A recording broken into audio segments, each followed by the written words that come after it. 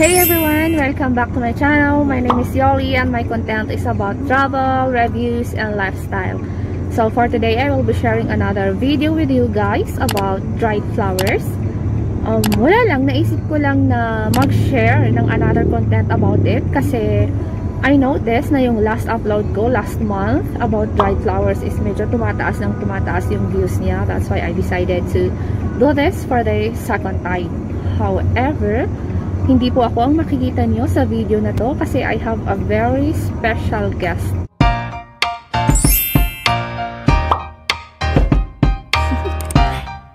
Do you wanna know? Hello po, ako po si Chaira Celes. Ako po ay isang online seller ng mga dried flowers at gusto ko po na ipakita sa inyo kung ano yung mga binibenta namin dito sa Wilma's Flower Shop. Meron tayong mga local flowers, fresh flowers, and dried flowers po na galing yan ng China po. Yung mga dried and fresh flowers po namin. Tara, silipin natin.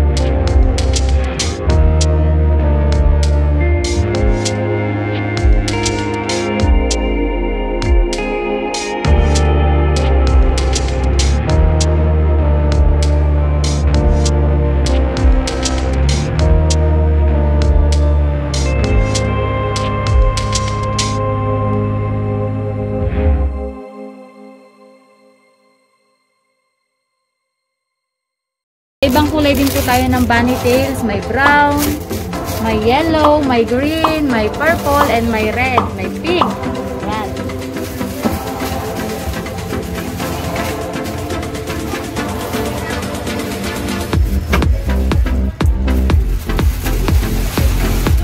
Ipapasilip ko na rin sa inyo tong oat. Yan, may kulay din po yan. May white tayo and meron din tayong pink. Yan.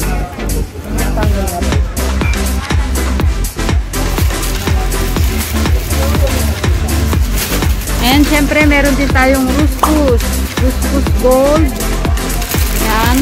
Ruskus white. And meron din tayong ruskus pink. Yan.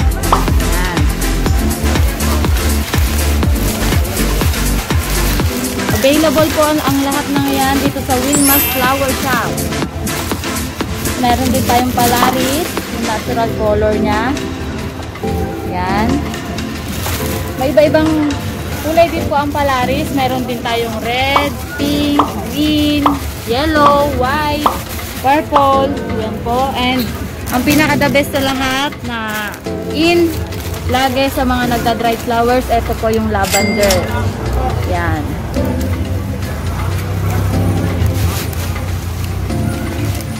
Yan. Meron din tayong kulay ng lavender. Siyempre, meron tayong green. Kung mapapansin po ninyo, nakaplastic lang kasi siya. O, ayan. Binuksan ko na po. Yan. Meron din tayong green. Meron din tayong red lavender.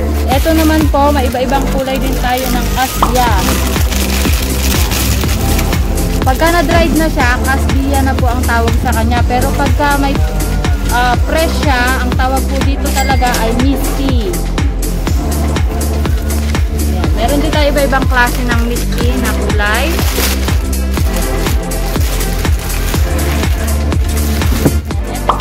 Hair fruit. Yan, dried hair fruit ang tawag nila dito po. Yan. May iba-ibang klase din po tayo nito.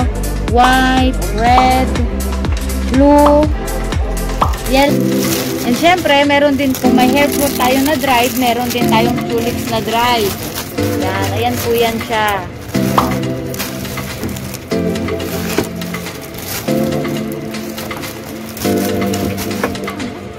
Itong bangsya. Ayan. Ayan po yan. Ayan. Protea bangsya ang tawag po nila dyan. Ayan. May iba-ibang kulay din tayo. Ayan po.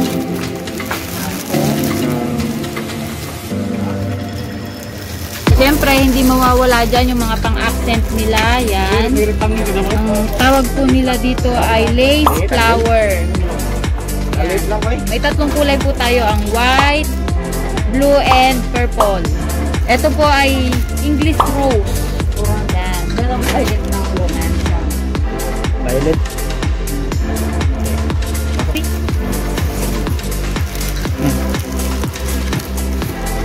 Yan. Eryngium po ito. Dried eryngium. Yan. White dried eryngium. Yan. May iba-ibang kulay din po tayo ng eryngium. Pink, purple, and yellow. Yan ang pinaka-the best sa lahat. Yan po ay ang lunaria. Yan. This one po ay gomfrena. Yan. May iba-ibang kulay din po ng gomfrena.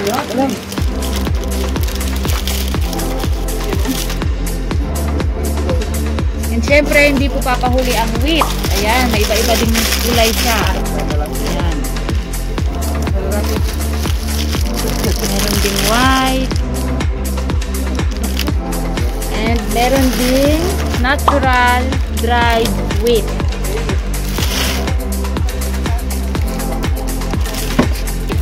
Ito, ang tawag po dito ay hydra. Natural dried hydra po yan. Yan siya, may iba-iba pong klase at kulay ng hydra.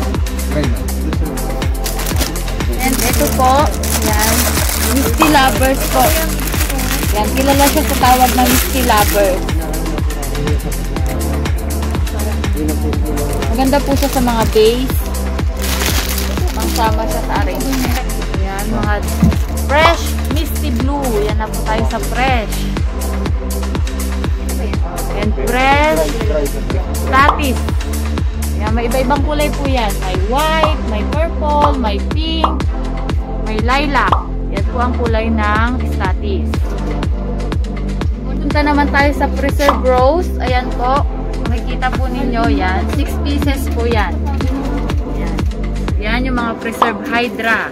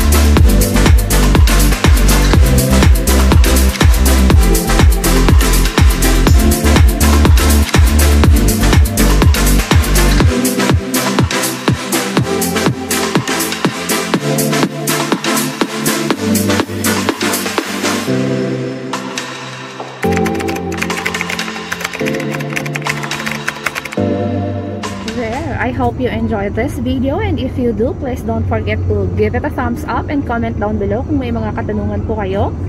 Sasagutin ko po lahat yan. So yeah, thank you for watching and I'll see you on my next vlog. Bye!